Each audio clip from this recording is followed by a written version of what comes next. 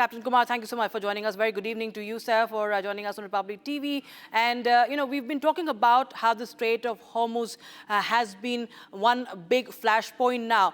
We did not think of it when this war broke out, but now it has become, it has come to the center of it all now. But we'll come to that, but I want to discuss from you, as US is looking to prepare for a ground invasion, the 82nd Airborne Division is something that was tested back in the World War against the Nazis and defeating the German forces, the occupied territories in France. Now, after that, we really wonder where it has been tested.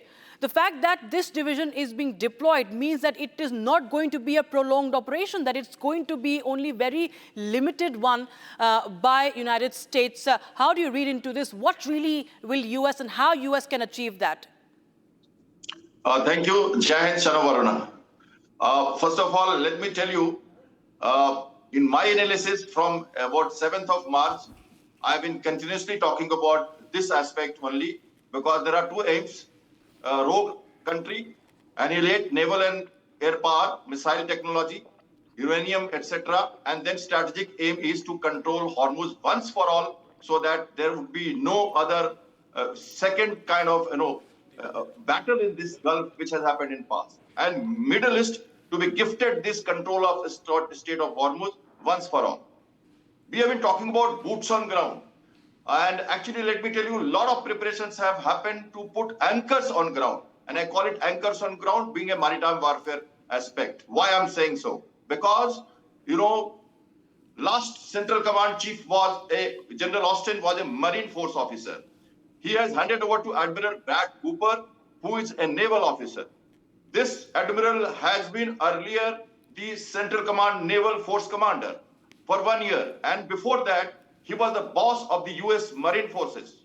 At least 25 amphibious landings have been carried out by Iran in last 3 years to counter a threat, probable threat of America carrying out amphibious landing on these islands. There have been a lot of preparations. It has not happened during Trump time. It has happened before. We should not forget, during Iraq-Iran war, 14th of April 1988, USS Robert got hit by a mine.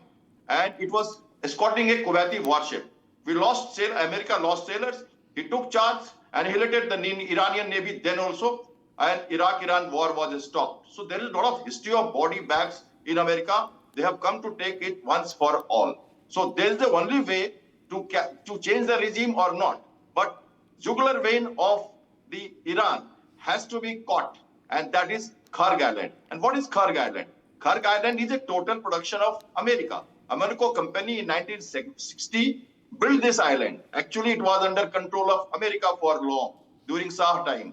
And it continued so. Only in 79, the hands changed. And Kusam Island. Kusam Island, you see again, I will show you this. This is the main Hormuz. Inlet, outlet, and middle one is buffer. This is closed. Now, this is closed because of deterrence of mines or whatever. And he has opened a red line, which is next to the Kusam and Kharg Island. He's taking a toll tax. He's saying friendly country can pass from here. Sorry. But then he's also charging toll tax, visiting. IRGC is carrying out flag of convenience documents checks and also cargo checks and letting them move whom they want. The Pakistani ship was left off, could not come because of political rift. We are aware what's happening in the other side. So this is what Iran says. This is my area. Now let me tell you one more point. Legally, all these states are natural shipping lanes, and they cannot be stopped by the territorial countries like Iran or Oman. But in the case of war, belligerent countries can be attacked, but neutral shippings have to pass. That is why Iran today said that friendly country or all the neutral people can go, no problem. Right, sir. America is the... Right, I can continue, yes. Yeah. If you want, I can continue. Shyam Kumar, I would just want to ask you, you've beautifully explained it to us, the possible scenarios and how US might anchor their troops. Sir, but for the other side, for Iran, it's a battle of survival. Despite major blows to their leadership, to their military equipment, we have seen Iran remains resilient. So in a scenario where US decides to go ahead with its troops, try to seize these islands, what do you think would be the response from Iran? How do you think it is going to escalate this conflict then? Presently, there is a psychological warfare going on. Deceptions, divergence. Trump is blowing his own big trumpet, and he's trying to find time to reorganize himself. Both the carriers have been moved back. Ford has gone to Mediterranean, and the Abraham Lincoln has been relocated in a safer area because they are not required. 75 aircraft on beach, aircraft carrier. Charles de Gaulle is also there. Qatar has 100 aircraft. They don't need it. They have moved all the assets. Let me also tell you, all the minesweepers were moved on 23rd of February from Manama, Bahrain to Malacca. They are now in Singapore. Japan is sending his Abaji class minesweepers for mine clearances. This NATO country not giving support is all false. Deceptive techniques are going on. Warships are around. They can change role overnight. Political changes can take place. They have come for a humanitarian crisis for keeping the sea lanes of communication open. I'm sorry, they will change their roles swiftly overnight. I have done it as a warship captain, went around, stayed 12 nautical mile out of the country, and when the political things change, we have done the operations. So warships are made for rapid deployment. They are made for rapid responses, and they carry everything. They can be in peace role, they can be offensive role at the same time. And world will not understand what's happening with the political willpower of that country. So please understand the deployment. What is Iran doing? Iran is also doing psychological pressure. He's saying that I will choke the Bab al-Mandeb. I will disturb that shipping line which was done in the previous time. But then, please remember, Ishita, we had the Operation Upsides. European Union forces came. We had the Operation Atlanta. European Union naval forces came. We had the Operation Prosperity Guardian under USS's flag. All the ships worked for it, and Houthi was suppressed. Surprisingly, Iran is keeping the Houthi alternates quiet, and they will open it to again diversify the scenario when the America takes charge of the D-Day. So this D-Day will come with a lot of surprise, a lot of silence. I'm a marine pilot, I'm a special operation pilot. When you carry out air in development, when you carry out air insertions, when you carry out short-term insertions, there are areas. Kuwait is very close. Remember, maximum brunt of attack has been taken by UAE, number one, then Kuwait.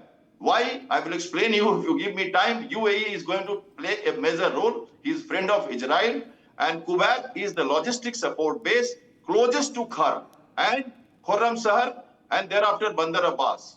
So these areas, coastal areas, are called softening the beach.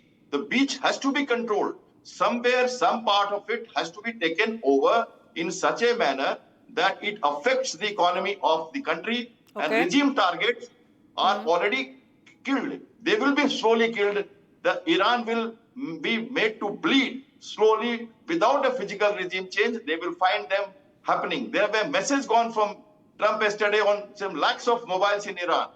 These are all deceptive techniques. These are happening before any special operations or such massive operations. In St. Diego, 82 Airborne Division is getting ready. In Diego Garcia, USS Tripoli, and 2 more ships are coming. These are mini aircraft carriers.